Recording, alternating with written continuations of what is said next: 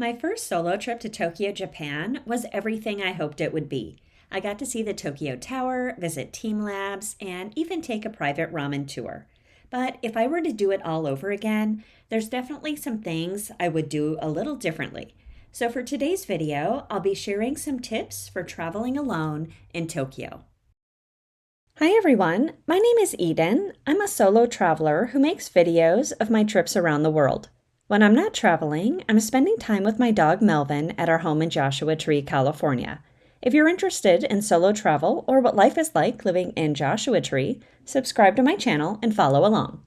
Just checked into my hotel. I'm staying at the Tokyo Edition. I'll give you a really quick room tour in just a second. But right now I'm getting ready to go on my ramen tour. So I have to go over to Shibuya City via the metro system, via the subway. So this will be my first time using the subway. I'm hoping it goes smoothly, but I am leaving a little early just to make sure. But yeah, I'm so excited for this ramen tour. Let's go. So my first tip for you while traveling here is to use your hotel points if you have any stockpiled with any of the major hotel brands. While Tokyo can be affordable, there are also some really great hotels here that are on the pricey side that might be worth those hotel points. And I specifically booked the Edition because I wanted this beautiful view to wake up to every day. And besides that view, there was also a bar here that I really wanted to go to, and I liked the location of the hotel as well.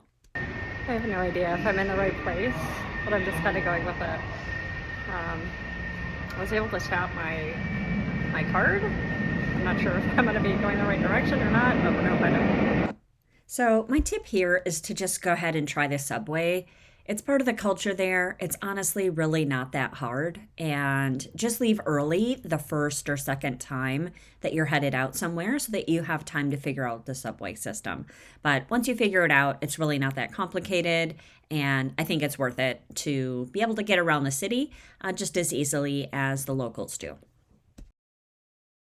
My third tip for traveling alone in Tokyo is to book a food tour.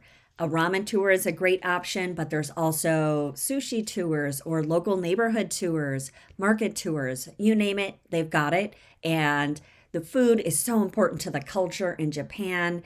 And it's just honestly a really fun way to spend an evening or an afternoon. You'll get to learn about, local customs and traditions while enjoying some of the best food in the city.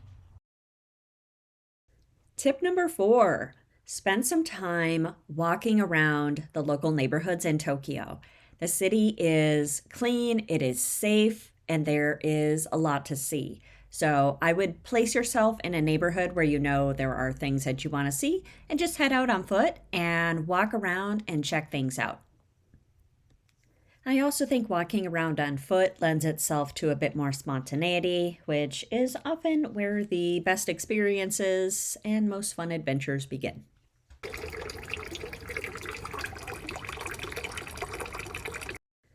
Tip number 5 for traveling alone in Tokyo and literally anywhere on the planet when you are visiting a crowded or touristy destination, use an Insta360 to get your photos. You can just open it up, extend it, turn it on, and then walk through a location like I'm doing right here. And you'll have so many shots from just, a walkthrough that you can use for your photos without bothering anybody. All right, so I'm going to TeamLabs this morning, TeamLabs Borderless, and I'm lost again. I don't think it's hard here. I don't know if I'm just not paying attention, but I think I missed my turn, so we'll try and find it. Okay, it's not me. So there was a sign at the bottom of an escalator that pointed up to find TeamLab.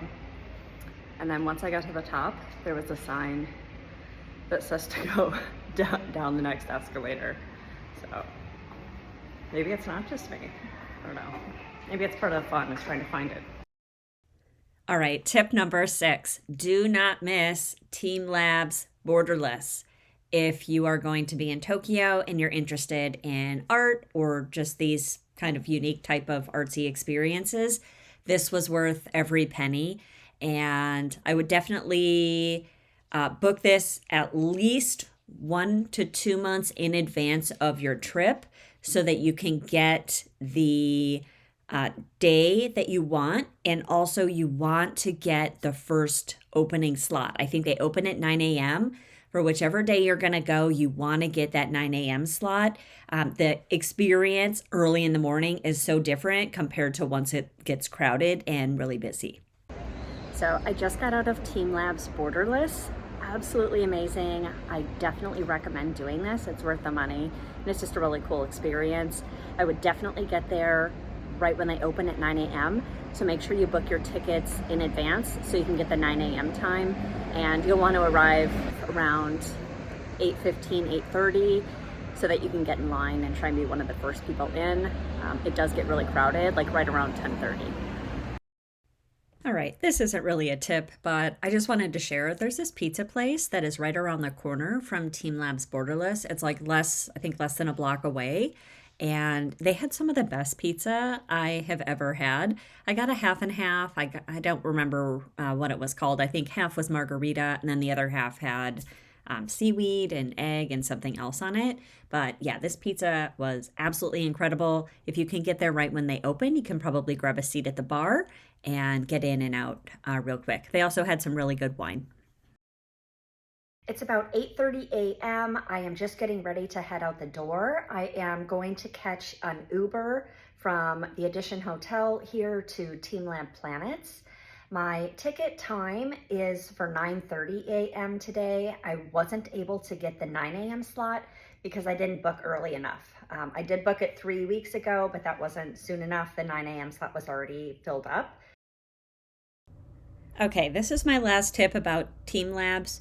But if you can do both, Planets and Borderless, then do both. If you only want to do one or you only have time to do one, book TeamLab's Borderless. Hands down, that was the better experience. It's more interesting. There's more to see. It's easier to get to. And it was just more fun. Yeah, I would do Borderless again in a heartbeat. And I would probably skip Planets. I didn't think that one was as good. But yeah, Borderless all the way.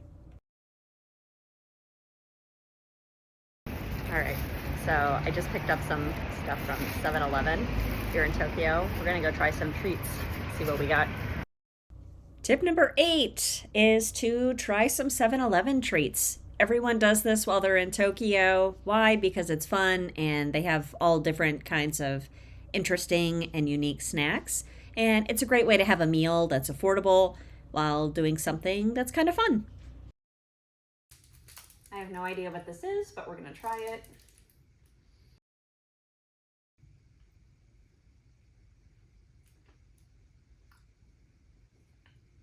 It's good.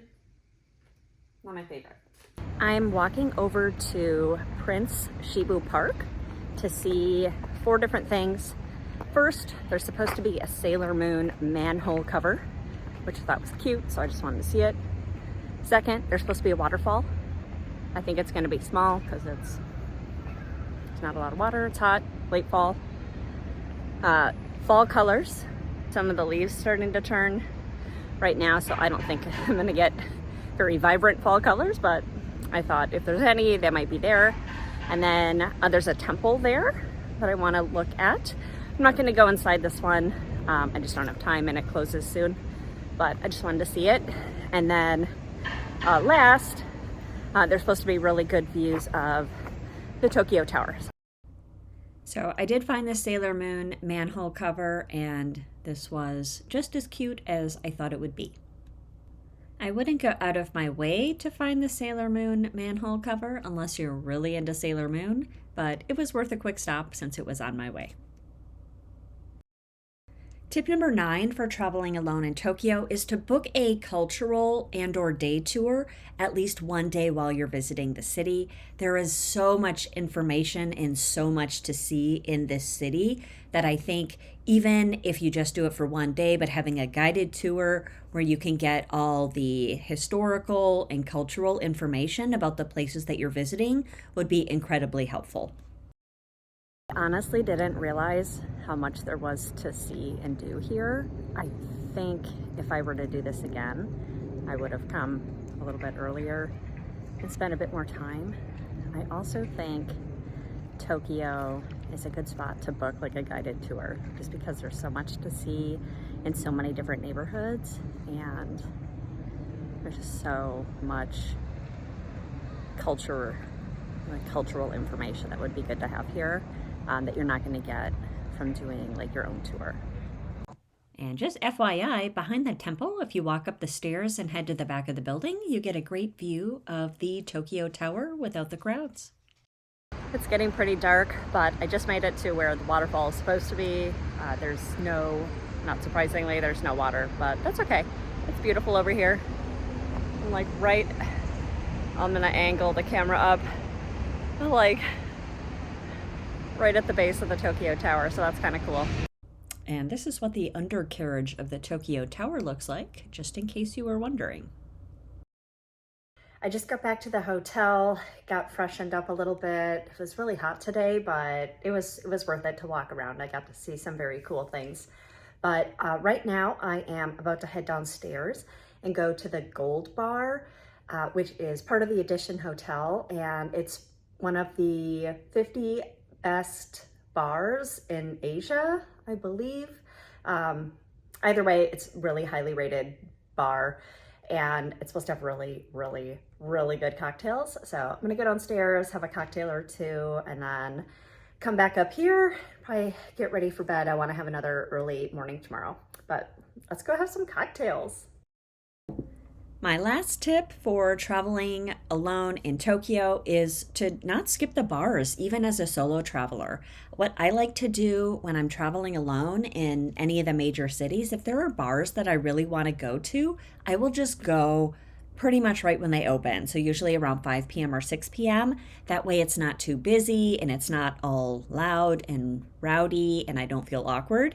And usually when I arrive, right when they open, around 5 p.m. or 6 p.m., I can get a spot right up at the bar. And then I usually end up just chatting with the bartender. They almost always make me special drinks or give me a free drink once I'm talking to them and just telling them about my travels and things like that. It's a great way to make friends. You can get recommendations for the city because now you're getting to know a local. I just think it's such a fun way to explore a city, but also get to try out some of the city's best bars and just kind of have a night out. And of course, it goes without saying, be mindful of how many drinks you're having. Don't leave your drinks unattended. Make sure you don't have too many and that you can get home safe. All right, that's it for today's video. Thank you so much for watching. If you've made it this far, I really appreciate it. If you haven't already, please like this video and subscribe to my channel for more. Bye.